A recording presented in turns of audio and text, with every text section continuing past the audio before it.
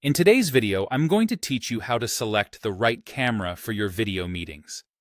This simple step can make a big difference in how you present yourself, so let's dive in and get it right.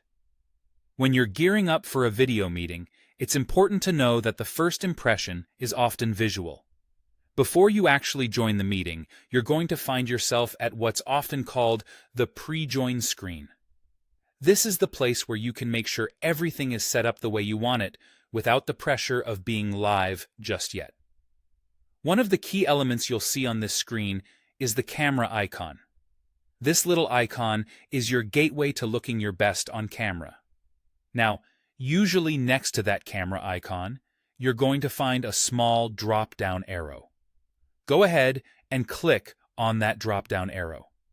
If you have more than one camera device connected to your computer, this is where you can select the camera that you want to use for your meeting. It's particularly helpful if you're someone who likes to switch between different camera devices, or if you have an external camera connected for better video quality. You'll likely be presented with a list of camera options. Take a moment to consider which camera will give you the best video experience. Perhaps it's your laptop's built-in camera, or maybe it's an external one that you've set up specifically for meetings. Choose the camera that provides the clearest and most flattering image. Having a good quality camera can enhance the meeting experience, not just for you, but for everyone you'll be speaking with. In some cases, especially if you're using a web-based meeting platform, you might find a link labeled Device Settings. Clicking on the Device Settings link can be particularly useful if the drop-down next to the camera icon doesn't appear. This link usually opens a new window or panel where you can again specify your camera choice. Here, you might also have access to additional options, giving you more control over your video settings.